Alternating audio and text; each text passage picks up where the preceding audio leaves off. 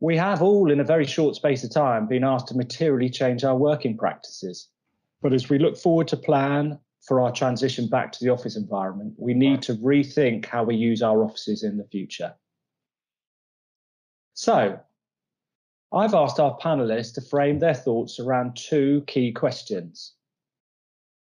Has the purpose of an office changed? And are businesses looking at using property differently? After some initial thoughts and discussions by Matt and Michael, we'd very much like to have questions. And on Teams, you can use the chat function that is in the centre of the bar of the window or on the left-hand side. We will monitor that and we will ask questions following the initial presentations. If you're on the phone, there will be an opportunity to ask a question either at the end or through a natural break. So please do ask. I really hope you enjoy this event. We are recording it, so we can circulate and you can share and reflect. We will keep it to an hour. And without further ado, I'm delighted to ask Matt for his thoughts as our long hibernation starts coming to an end. So please, Matt, over to you. Thanks, Tim. And I love the how long it takes to get used to something and break a habit. As someone who stopped smoking on the first day of lockdown and still just about coping with it through the trials and tribulations of homeschooling, I probably go with it. Just in terms of a general sort of, I think it's always a good thing to preface one's comments with a bit of a comment about your natural bias. My natural bias in times like this is not to believe that things will be different this time. There's an awful lot of conferences and seminars about the new normal, and an awful lot of people out there predicting seismic changes. And I sort of cast my mind back not very far to, people saying 100,000 bankers would leave London and go to Frankfurt because of Brexit, or roll clock back to the GFC. Middle of that, it was the end of the Western banking model. Roll the clock back to 9/11. Nobody would ever live or work in tower buildings. We do have a slight habit of over predicting change at the sort of the nadir of the cycle. So in terms of how we occupy offices, how we might occupy offices, I guess I'm probably starting from the preface of I don't think a great deal's going to change. I think a lot of the issues that we were talking about, perhaps we were talking about not doing, like wellness in the workplace, agile working, sustainability, environmental sustainability. I think their progress, their adoption will probably be accelerated. I think there are some companies and some industries that were very resistant to things like agile working, most notably the financial services industry and the banking industry, who've realized that it doesn't just mean I'm sat at home on my terrace with a cool drink pretending to work. People do actually work at home. So it will be a big surprise and change for them. But I suspect most of your organizations, if any of the sort of data on who did home working before the crisis, have already did it. You knew it worked. You'd empowered your staff to do it. And so the potential for change is not dramatic. But I thought I'd sort of break my comments down into two bits, because the bit I know about is how the property market responds in a recession. And I think, a point I try and hammer home with my team is it doesn't really matter what caused the recession. Generally, the property market responds in the same way during a recession. So we see a decline in leasing activity. We see a rise in vacancy. We see companies looking at their office occupancy and saying, well, maybe I don't need all this space. So they sublet, or if they can, return it to their landlord. You see a reduction in development starts as developers and lenders go risk averse. That happens in an utterly predictable fashion. Is it happening now? Yes, it is happening now. So since lockdown started, in the City and West End of London, for example, around 600,000 square feet of space has been sublet or come onto the market as a sublet. Why is that an important sort of metric to follow from a landlord's point of view? Generally, tenants will take a sort of bigger price chip on sublet space than landlords will. Landlords always have a mental figure below which they will not go. Tenants tend to sort of say, well, anything I can get for this is a bit off my bill. So actually a lot of sublet space coming onto the market can destabilize the market more quickly. We're not at worrying levels, but this is absolutely predictable. I think what is slightly less predictable about it is actually who's subletting space. I think if we'd had this call 45 days ago, I would have said, well, I would expect it to be, the big banks who are already in downsizing mode. HSBC before the crisis had plans to cut around 35,000 jobs globally.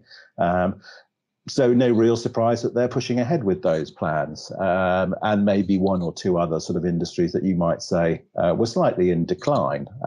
But actually around a sort of quarter of that sublet space has come from the tech industry. And you will have seen the headlines around Facebook's plans to have half of its workforce working from home permanently going forward. I think, 45 days ago, I would have said, I'm not too worried about any sort of change in how old industries use office space, because the industries that have been driving demand for office space globally over the last 10 or 15 years are just going to carry on getting bigger and bigger and bigger.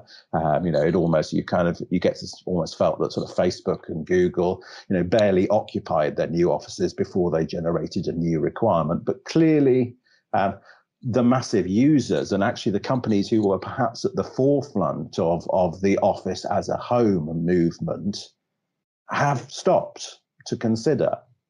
And I think, the reasons behind that are not perhaps as altruistic as they might seem. I don't think it's all about sort of, making your staff happier and healthier. Talking to the team at Facebook, this is a cold, hard financial decision, which is their biggest challenge as a business over the last 5 or 10 years has been recruitment.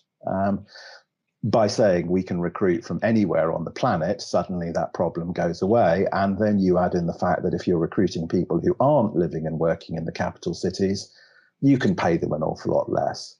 So I think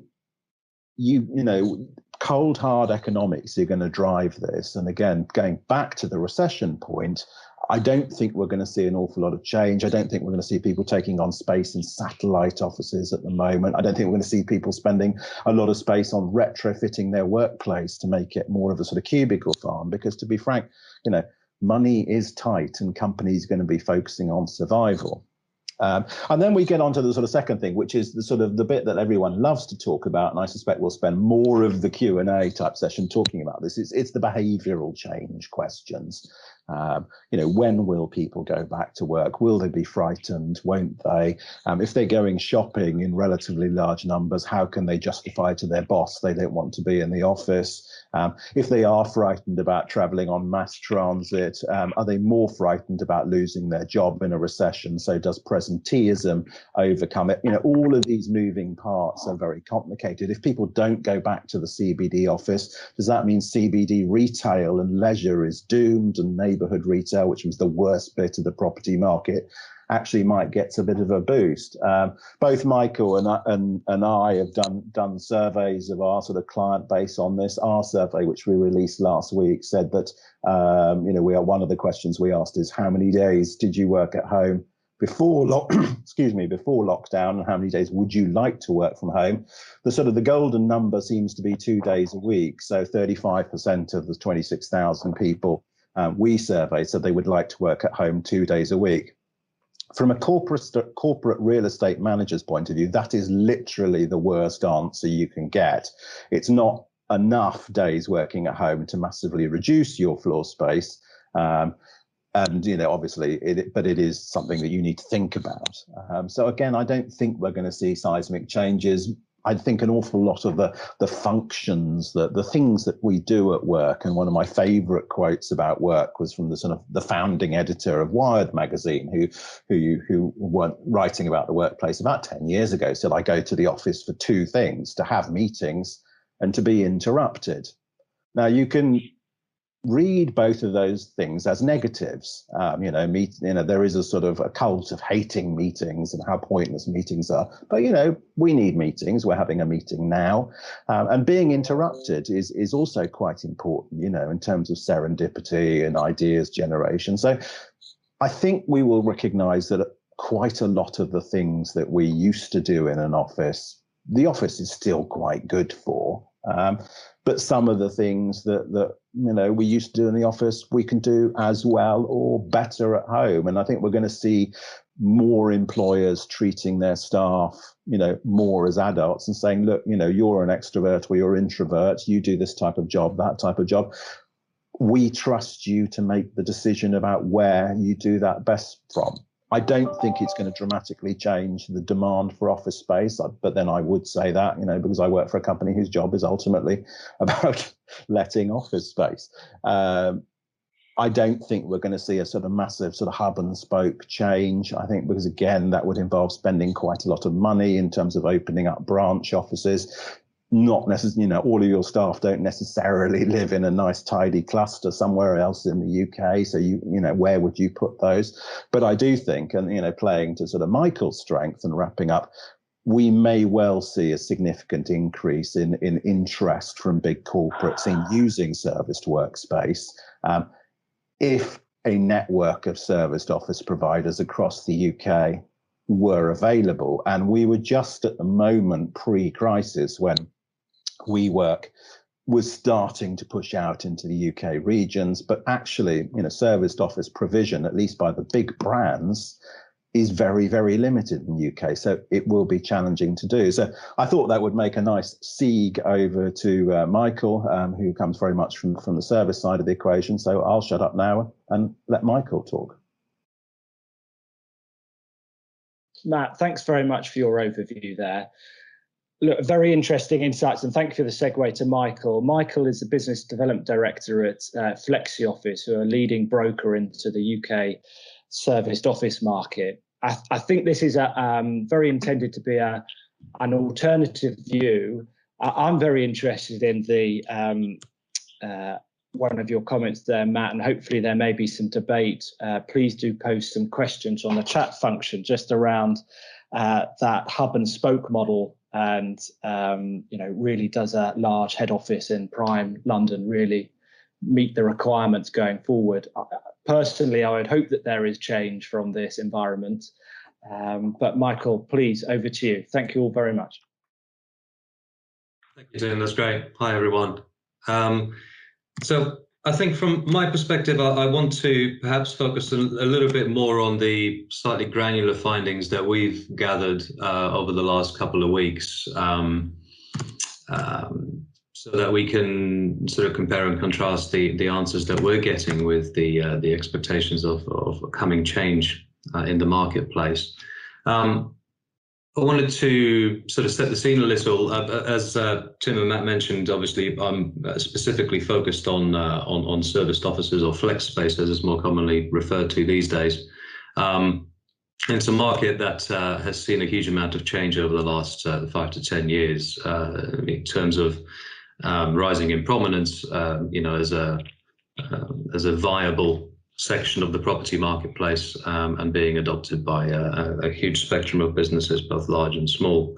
So I'd like to take a quick look at how companies are responding to the post lockdown environment.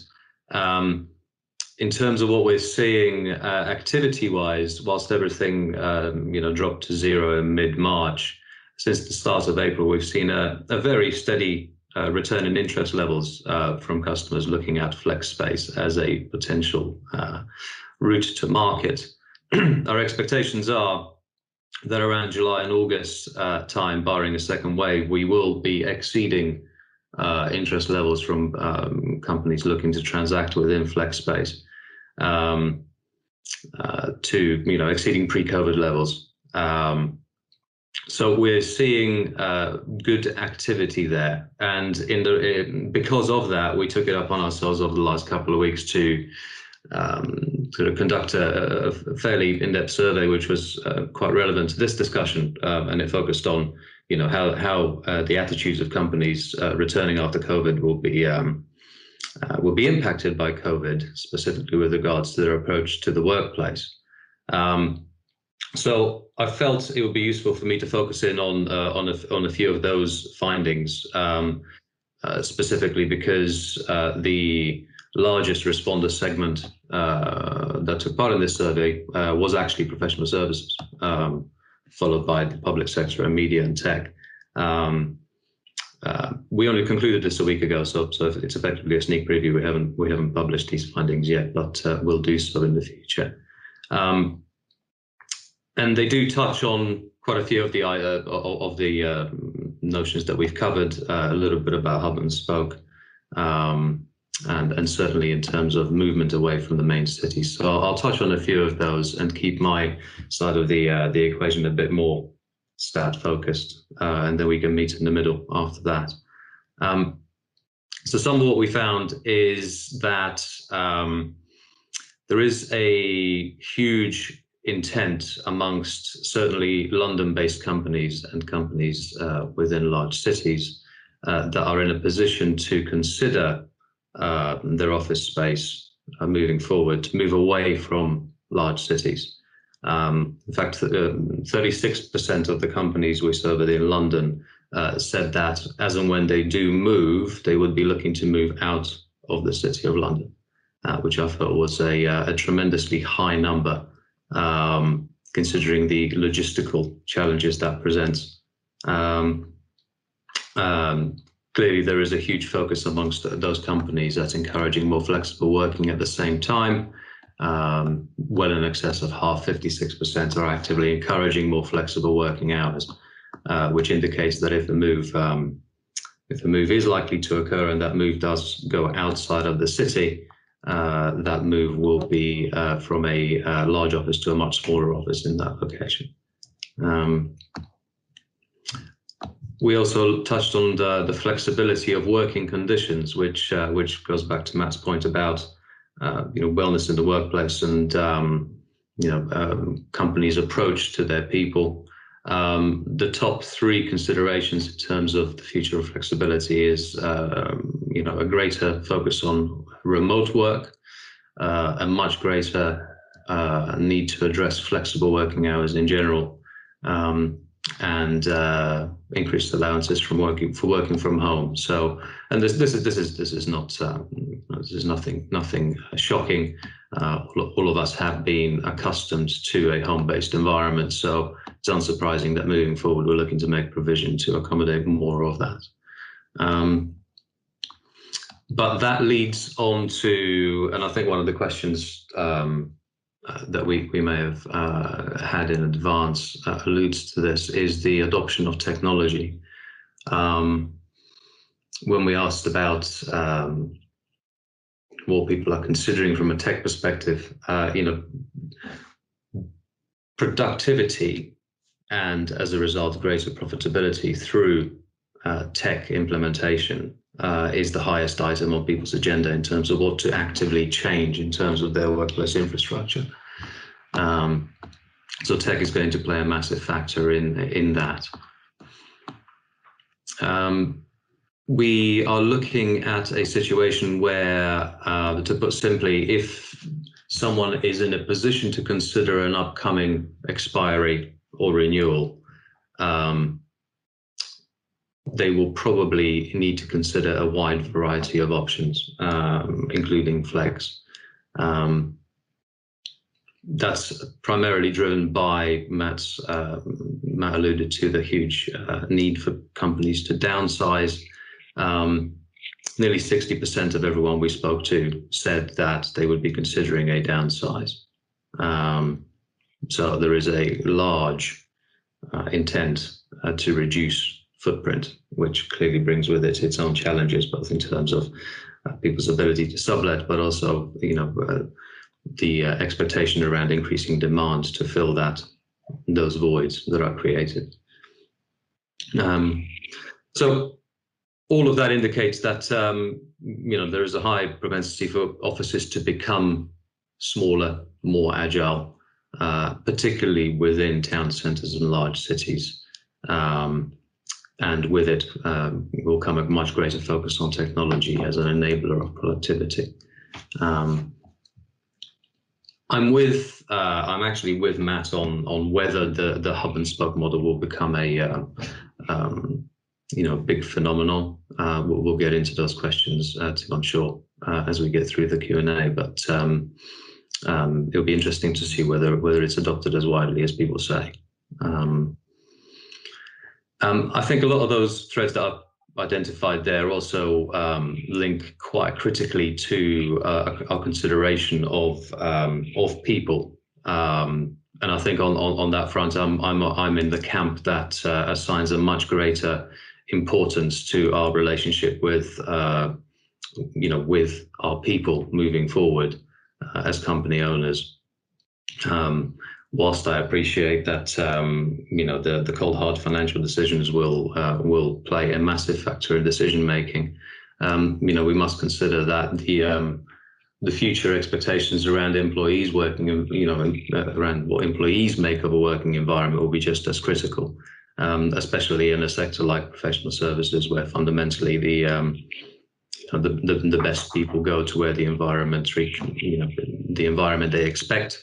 And the environment that treats them best. So from that perspective, I think the onus is on everybody to really start thinking about what the new normal is from the perspective of the employee, not just from the perspective of the company. So I do think that that's underpinned by sort of a final question that we asked in the survey, and that is were there any specific topics or points of information that would be useful to you as a company when considering the future of your space and how you use it. And the top response, bar none, was how can I ensure my people remain happy, healthy and safe? So that beats all of the cost-based considerations to the top spot. So I think there is a big undertone that combines the financial elements of decision making with people-led considerations, and I think those people-led considerations are going to be increasingly playing a greater factor in our decision making. So Tim, that's sort of my statistical bit done, and it would be useful to sort of combine the two.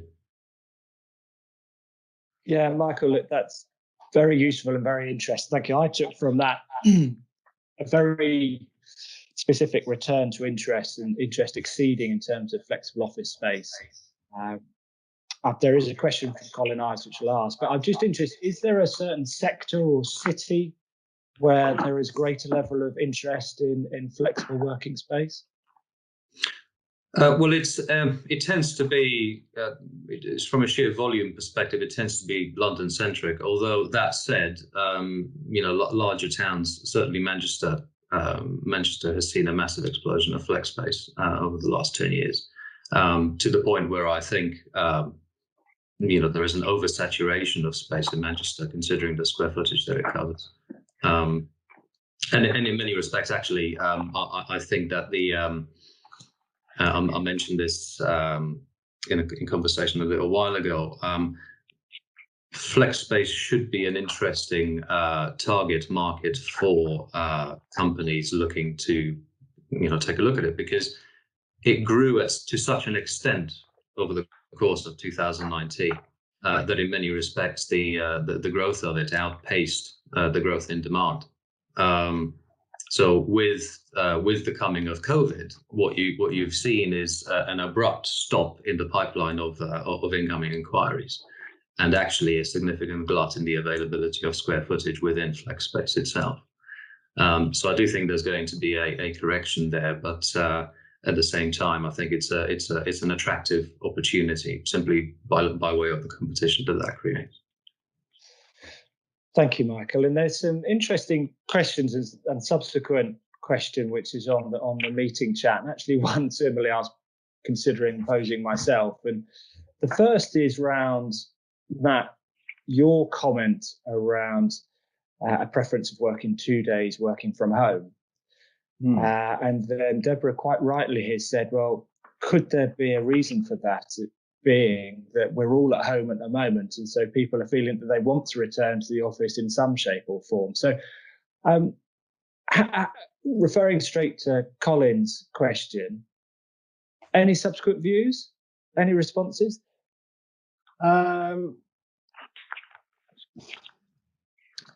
Whether it's 1 day, 2 day, the majority, I think maybe we should sort of start from what did people do before.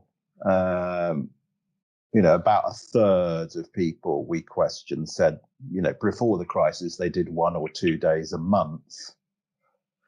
So whether they do 1 day a week or 2 days a week going forward, that is quite a dramatic change. And when you drill into the results, those who are more inclined to do it are those who tended to work in London, tended to have long commutes, that's about it, not or anything actually. So I think it's a lifestyle thing, it's a health and happiness thing. If you're coming in, if your last 30 years of your working life have been getting on the 702 from Winchester every morning and southern trains and trudging in, it's got to improve your quality of life, saving that hour and a half each way every day. So yes, I'm sure there is some bias in terms of, there are, we cut the data and saying, well, we actually asked people where they were working from, and I don't have the stats to hand, but, obviously the under 30s, there's a lot more preponderance to working around the kitchen table, working in the lounge, working in shared spaces with your flatmates, whereas the over 40s, generally have a spare bedroom or a study or something. But then you've got the whole sort of childcare situation. So there are many moving parts, which is why I think at the moment it is virtually impossible to predict how behavioural change might affect the market, because it's the same issue we were struggling about before. And one of my colleagues did a paper on introverts versus extroverts in terms of office design. Offices tend to be, the modern office is very much designed for the extrovert. But they're actually half of the population are introverts. So I think, we've got to create spaces and work styles that reflect our workforces, and no two workforces are the same. And I think, the good employer, the good company will use a mix of things, a mix of solutions to that. But, cold, hard light of day this year, cutting your total square footage and your rent bill is quite an attractive thing to do. It's less painful, it's less emotionally disturbing than cutting your staff. And suddenly you've got a reason to do it and say, well, people want to work at home, so why wouldn't I cut my space? So I do think we will see companies, pushing the button and cutting their total occupancy. Whether they're right or not to do that is debatable, but I think a variety of factors will come together and support a reduction in occupancy. Matt, thank you. And before going to Roger's question, there's a question on the chat from Marta, which I think is probably on quite a few people's minds, which is, I've got an upcoming lease renewal or event coming. What are thoughts? And I suppose if we connect that to what you've just been talking about in terms of my reflections over the past 10 years, is there's been high density, open work plan workspaces, high levels of collaboration. And I suppose what you might be saying is actually if people start working 2 days from home, we're going to need to start looking at the floor plate, the square footage that people have available and companies use. So coming to Martin's question, we have a pending lease event in Newcastle and had planned to cut space by 30% before this all happened. Do we need to consider a much more radical approach to space planning? I'm not sure you need to consider a more radical approach to space planning, as I suspect you probably had a reasonably open plan space with a mixture of fixed address and social spaces in existence. Most professional services companies do. I certainly wouldn't suggest, as some designers have suggested, that you one goes back down the sort of cubicle farm route, or indeed puts back cellular offices. It's quite expensive to do. But equally, I think we don't know, and I think, we don't know how significant the return to the office might be from a contagion point of view. And just before I came on this call, I was reading a piece, out of Tokyo, and there have been 2 flare-ups in Tokyo in the last 24 hours, according to the governor of Tokyo. One was in the nightclub district, and one was in the office district. And Japan has just relaxed its stay at home, please. And there's, there clearly is an issue with spikes in contagion in open plan offices. So I'm not sure I would change the fabric of the office, but if I was going into a lease negotiation now, I would firmly go into it with a view that I the tenant have the upper hand.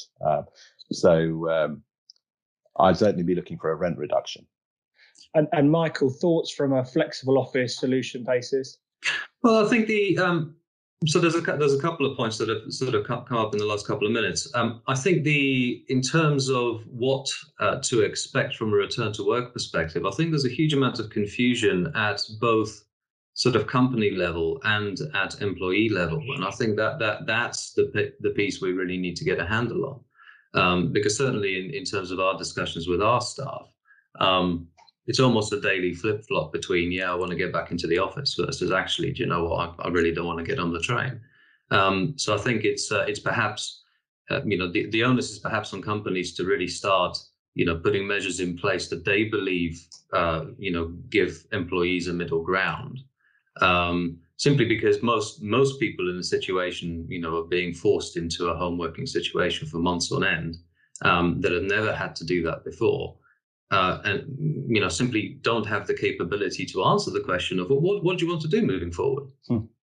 Well, I've got no idea. At the moment, I'm thinking, well, should I go back to the office at all? Maybe 1 day a week? I don't know. So I think as opposed to waiting for that to clarify itself over what will be inevitably a long period of time as people struggle with those decisions, I think companies need to take a very proactive role in saying, actually, we appreciate that flexibility is high on people's agenda, and we want to accommodate you in the best way possible, but this is what we're going to do about it. And I think that, I think a lot of employees are looking for that guidance, as opposed to being left, with a sort of nebulous question of what would you like to do, which I think is happening a lot. I think there's confusion there. But let's not forget, in the UK, the government guidance is still work at home if you can, do not use public transport unless you have to. So I think, it's no surprise that the majority of people are still working from home. Yeah, no, I get it. But until that changes, I don't think a great deal would change. And we look at jurisdictions that our business operates in, and I'm sure some of you on the call as well. And actually, most of China, most of Asia, things are pretty much back to normal, with 1 or 2 sort of governmental tweaks. Beijing still, you can't go back to full operation.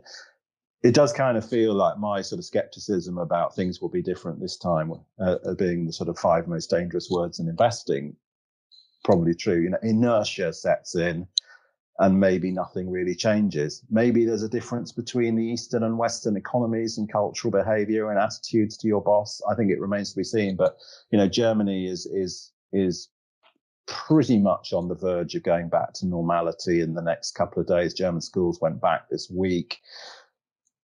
Our indications from we're up to sort of 90% occupancy in our German offices. I just wonder whether actually that much will change, other than the traditional recessionary stuff. And I suspect, most people on this call or quite a lot of the people on this call are CFOs.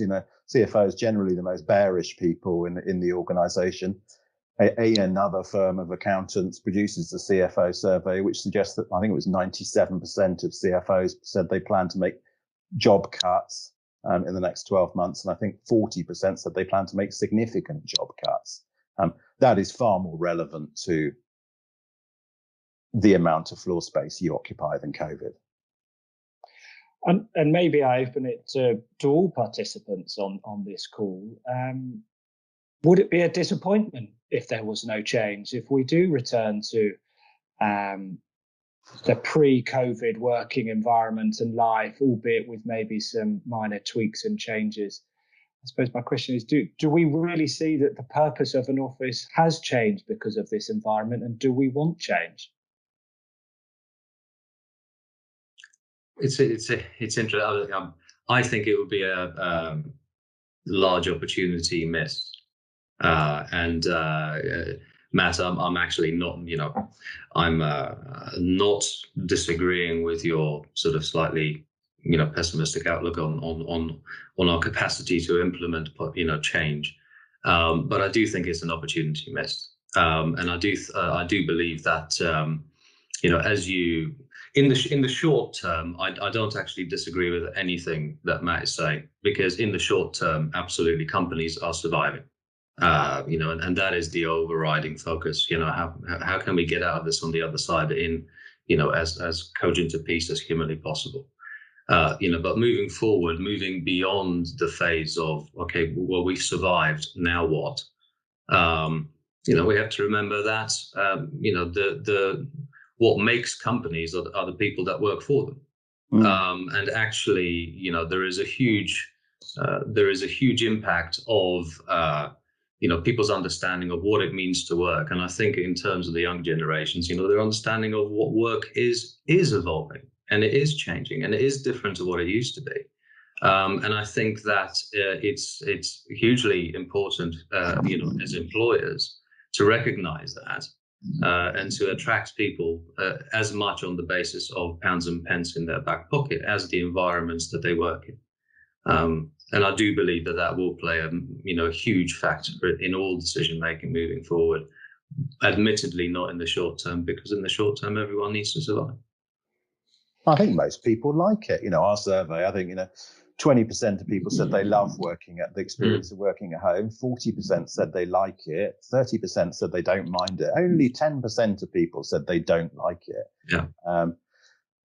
So, again, I could be slightly rude about my own survey. It's our clients. It's pretty, it was definitely skewed towards men. It was definitely slightly older, and quite a lot of people who work in real estate. So maybe not the most forward-facing group, but I agree.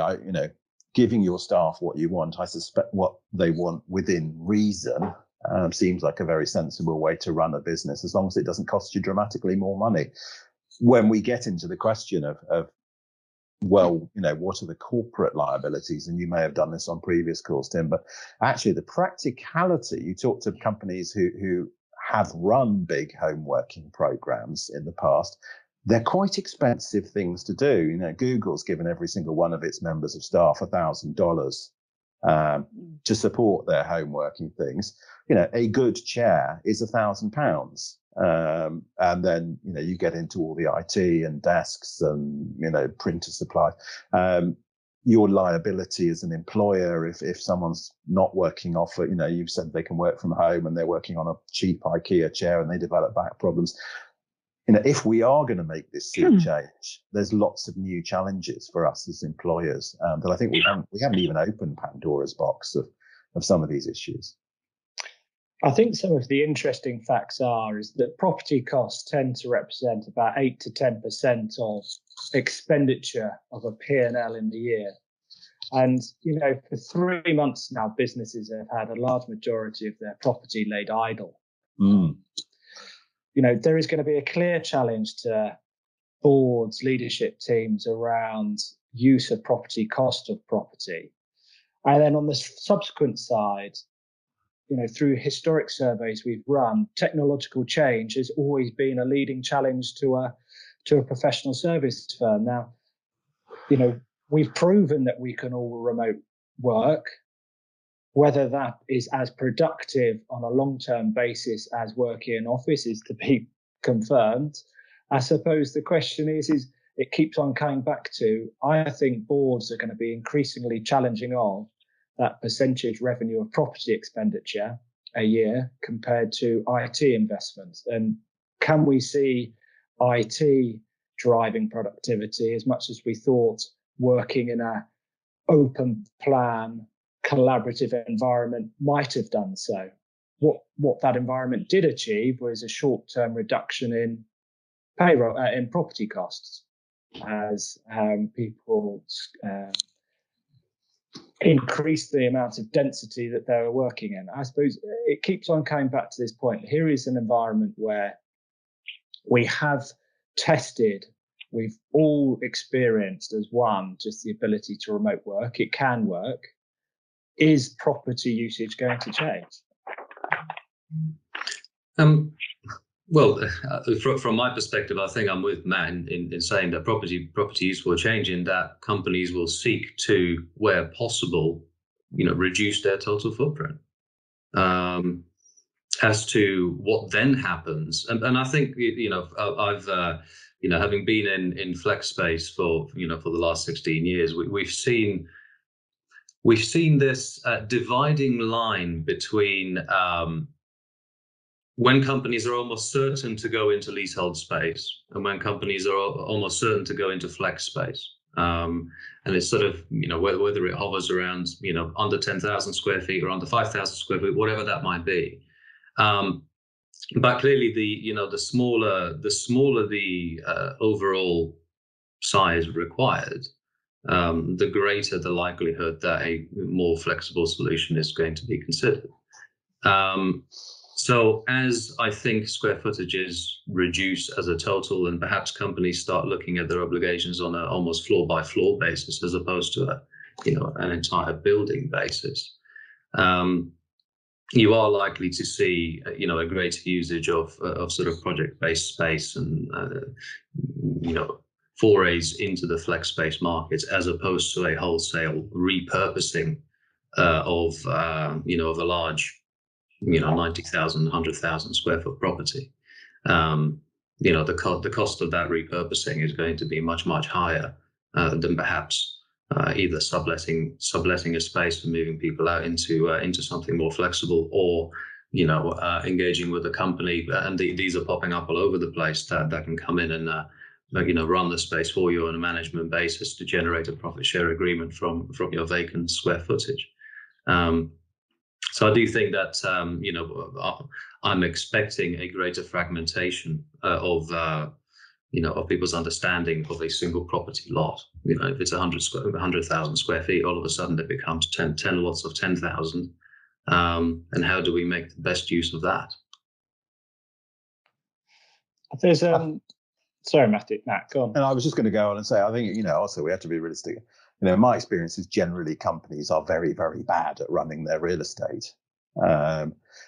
It astonishes me that you go and meet a company who give it the big chat about how important their staff are, and then you basically discover their occupational density is 8 square meters per person. You survey their staff and they're complaining about the noise in the office, the smell of sitting next to the person who's having kedgeree for breakfast. They're actually creating a working environment that is not conducive to actually working. Why? Because, corporate real estate execs generally only have one metric that their performance is judged on. It's, did I reduce the overall cost of real estate to my business? They don't get measured on, did the productivity and happiness of our staff improve? And it's just one of those weird things. You're completely right, Tim. It's a relatively small proportion of companies' costs, but it's quite an easy one to cut.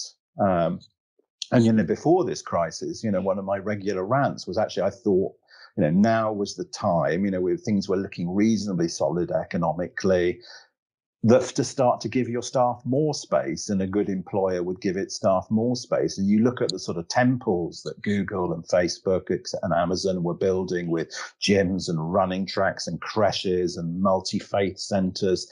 that was a reaction to that. And I thought more companies were going to sort of, give their staff a bit more space. I suspect that probably the recession has gotten in the way of that. But again, I think that sort of that trend of giving staff the space they need to do what they do for you should come back.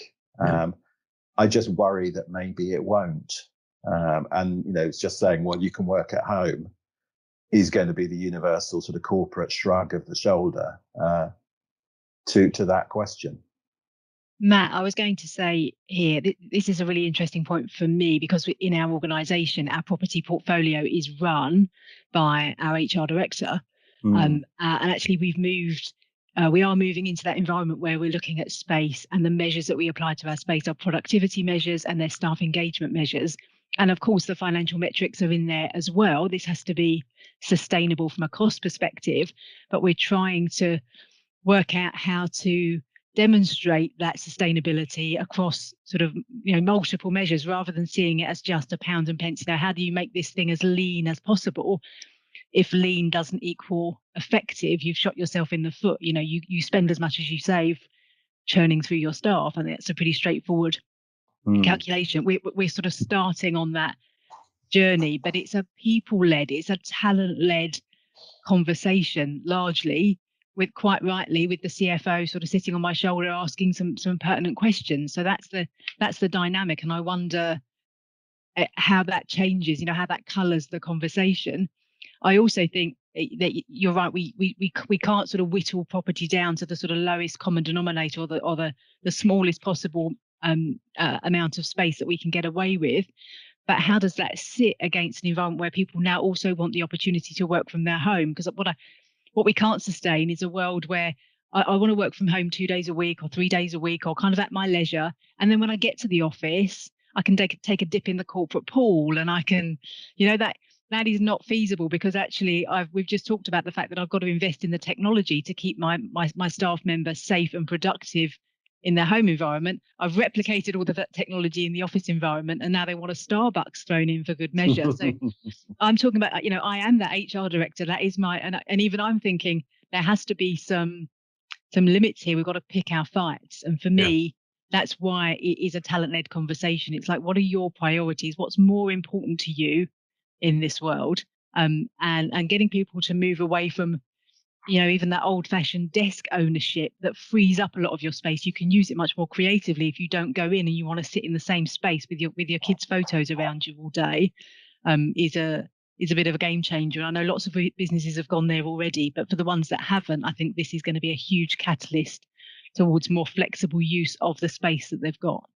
I think you're absolutely right, and I think none of this is particularly new. Agile working, AWE, whatever your buzzword du jour is, have been live topics for sort of 10, 15 years.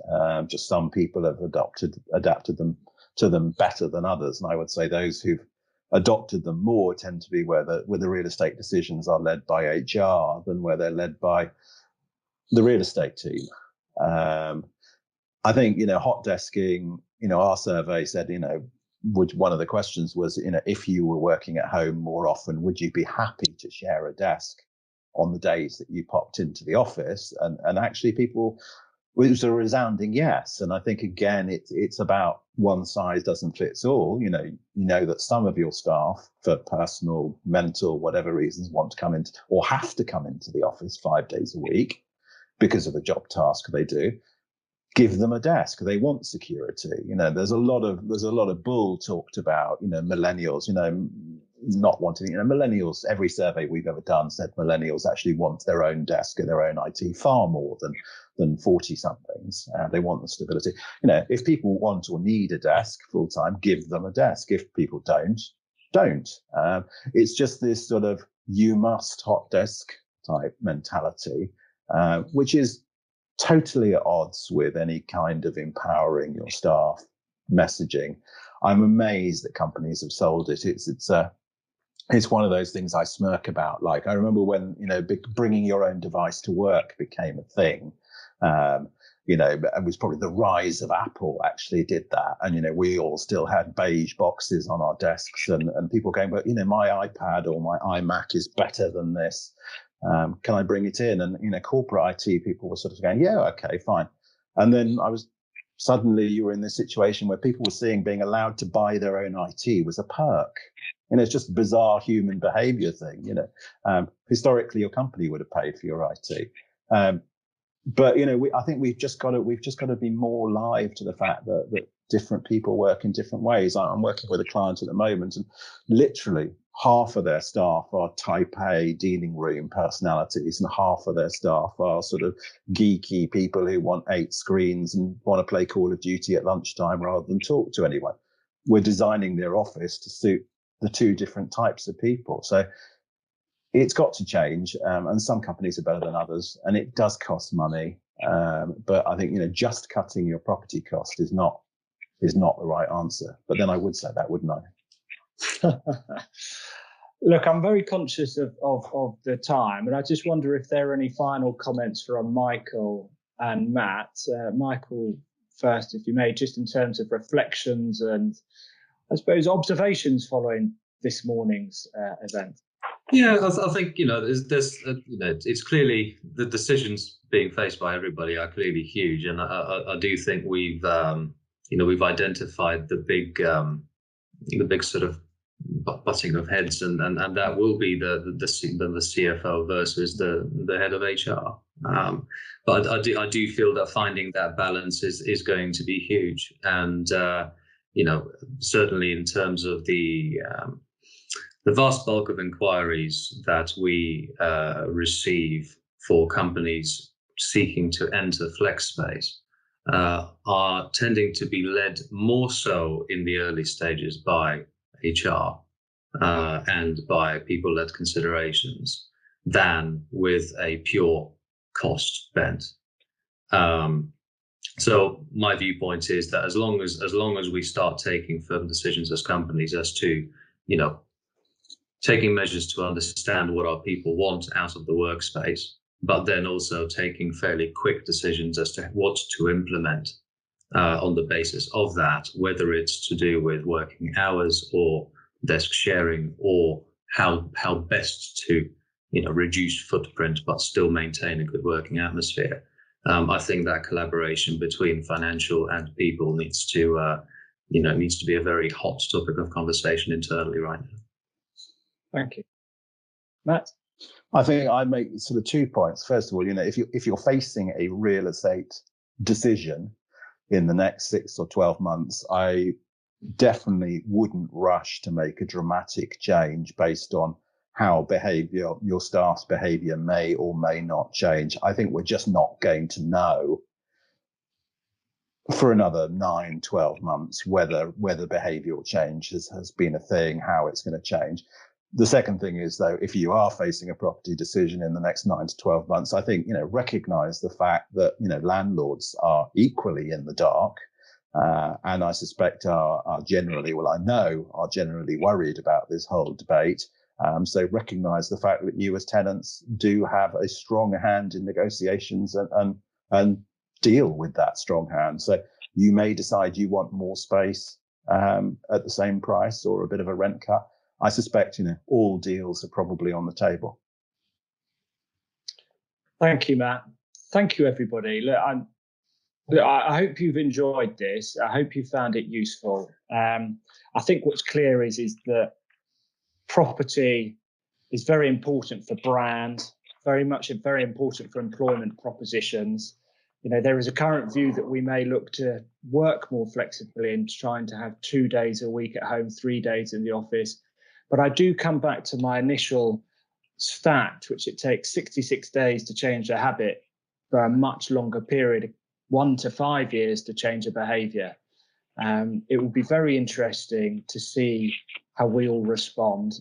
Thank you all very much for your support, and thank you very much to Michael and Matt for your support. In terms of next events, we've got another professional service event on the 16th of July, which is the economy, a new fiscal environment and way of working. We're joined by Peter Hemmington, who's our BDO's economist, and Chris Hare, an economist from HSBC. We'll be talking about global and UK perspective to exploring economic forecasts and the outcome of the expected government stimulus packages. You will receive an email following this. I really do appreciate all your support. Thanks for your time. Please do look out for the BDO Professional Services Hub. This is an area, a new insight page, website page for us, where we provide all our insights, technical updates and advice for professional service firms. So without further ado, really appreciate it. Have good days and thank you for your time. Have a great day. Thank you. Bye.